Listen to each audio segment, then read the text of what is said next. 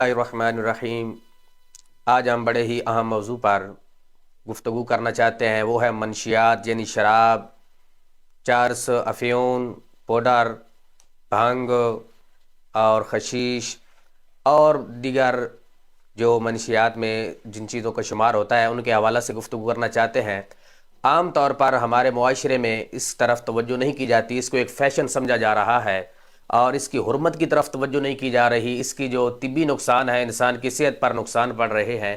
ان نقصانات کی طرف توجہ نہیں کی جا رہی۔ انسان کی عزت کا کیا نقصان ہو رہا ہے اس کی طرف توجہ نہیں کی جا رہی۔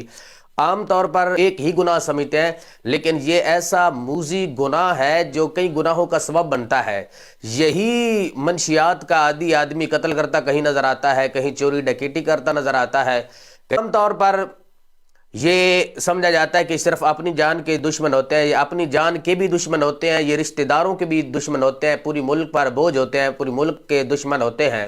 دادیں بیچنا شروع کر دیتے ہیں، کوٹھیوں والے مکانوں میں آ جاتے ہیں، مکانوں والے اگر پکے مکان ہیں تو پھر کچے مکانوں میں آ جاتے ہیں، کچے مکانوں والے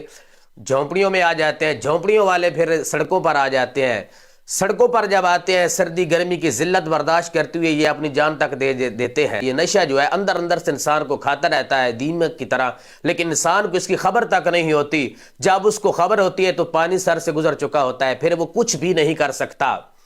آج عموماً لوگ اپنی جیب سے پیسے خرچ کر کے لوگوں کو منشیات کا عادی بنا رہے ہیں۔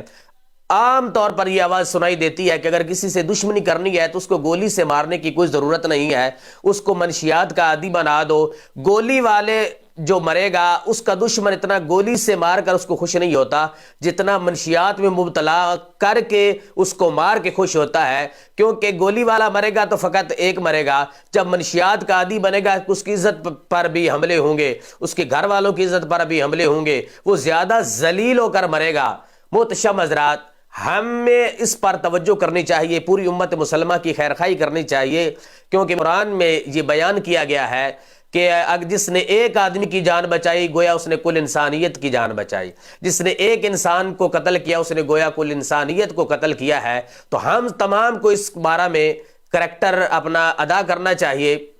وہ منشیات کا عادی ہوتا ہے، آدمی بیچارہ بے غیرت سا بن جاتا ہے، اس کی غیرت ختم ہو جاتی ہے، وہ اپنی بہن کو، اپنی ماں کو، اپنی اور دیگر عزتوں کو وہ کہتا ہے کہ پیسہ آنا چاہیے تاکہ میں نشہ خرید سکوں۔ نہیں، یہ مجھے اس بات کا علم نہیں ہے تم کیسے پیسے لاؤ، بس مجھے پیسے چاہیے۔ محتشم حضرات، بدقسمتی سے افسوس صد افسوس کہنا پڑ رہا ہے کہ 20 سال پہلے ملک پاکستان میں اس منشیات میں مبتلا لوگوں کی تعداد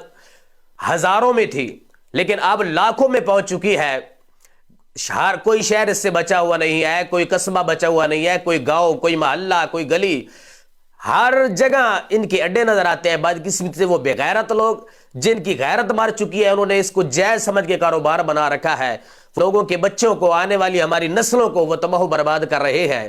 تو منشیات تو ساری ہی تباہی ہے، موت کی طرف لے جانے والی ہے، لیکن آئس جو ایک ایسا نیا نشہ متعارف کرایا گیا ہے، اس میں آنے والی نسلیں ہماری بہت زیادہ مبتلا ہو رہی ہے کہ ابتدائی طور پہ تو انسان جب استعمال کرتا ہے تو واپس اپنے جسم میں طاقت محسوس کرتا ہے، فریشمنٹ محسوس کرتا ہے، سرور محسوس کرتا ہے، لذت محسوس کرتا ہے۔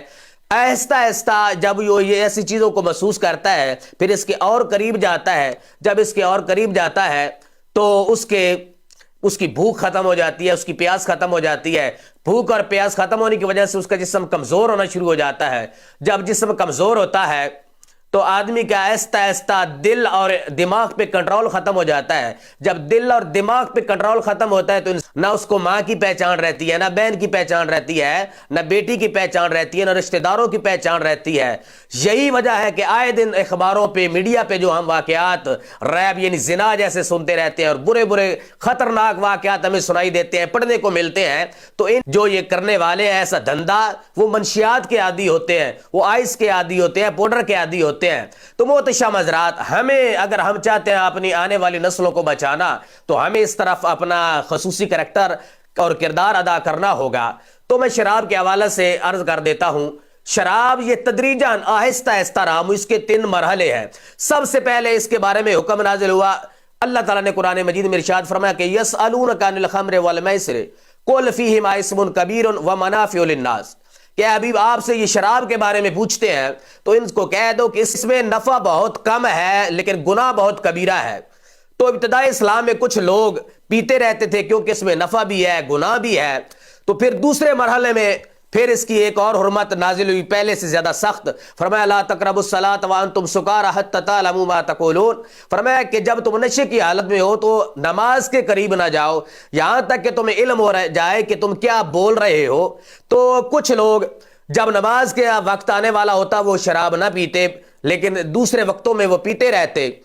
تیسری مرتبہ جو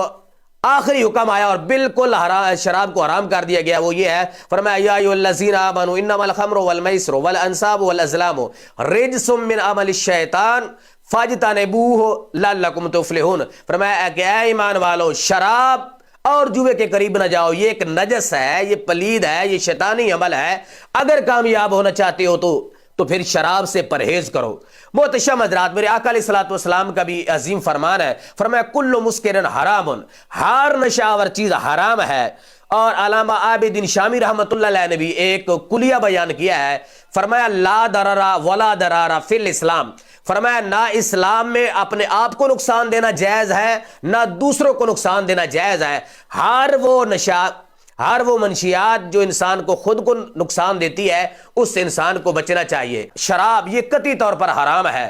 اگر اس کو کوئی حلال سمجھ کے پیتا ہے تو وہ دائرہ اسلام سے خارج ہو جائے گا۔ جیسے پیشاب نجس اور ناپاک ہے اسی طرح شراب بھی نجس اور ناپاک ہے۔ اسلامی حکومت ہو، اگر اسلام کے قوانین کو جاری کیا جائے تو شرابی آدمی کو 80 کوڑے لگائے جائیں گے۔ دوسرے نمبر پر میں بھانگ کے حوالے سے عرض کر دیتا ہوں، اب بھانگ کتنی تعداد استعمال کرنا، کثیر تعداد استعمال کرنا جس سے نشہ ہو جائے تو یہ مطلق حرام ہے، اور کھیل کود تماشے کے طور پر تھوڑی استعمال کرنا یہ بھی حرام ہے۔ ہاں بالکل قلیل سی علاج کے طور پر ماہر حکیم کہے تو وہ استعمال کرنا جائز ہے۔ دوسرے نمبر پر میں عرض کر دینا چاہتا ہوں، بھانگ کے بعد حشیش ہے، یہ بھی ایک خشک نما بوٹی ہوتی ہے، یہ بھانگ کے علاوہ بوٹی ہے، اس کا استعمال بھی ناجائز و حرام ہے۔ اس کے علاوہ آگے افیون ہے، افیون یہ خشک قسم کا ایک ارک ہے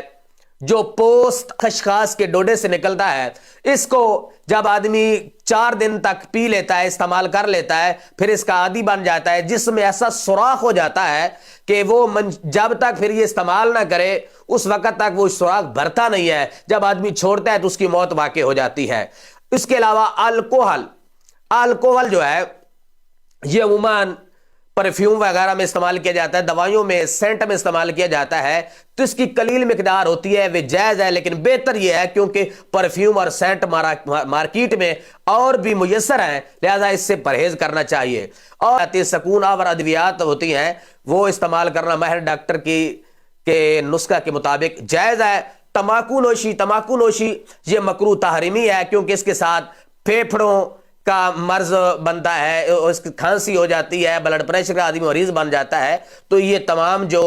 موذی منشیات ہیں، مہلک جان لیوا، یہ موذی بیماریاں ہیں، ان سے ہمیں نجات حاصل خود بھی کرنی چاہیے، گھر والوں کو بھی پاک کرنا چاہیے، محلے کو پاک کرنا چاہیے، اپنے گاؤں کو پاک کرنا چاہیے، قصبے کو پاک کرنا چاہیے، شہر کو پاک کرنا چاہیے، ہو سکے جتنی رسائی ہو تو یہ اپنے ملک سے بھی ختم کرنی چاہیے۔ دعا رب ذوالجلال ہم تمام کو اس بارے میں غور و فکر کرنے کی توفیق عطا فرمائے اور اس کو ختم کرنے کی توفیق عطا فرمائے۔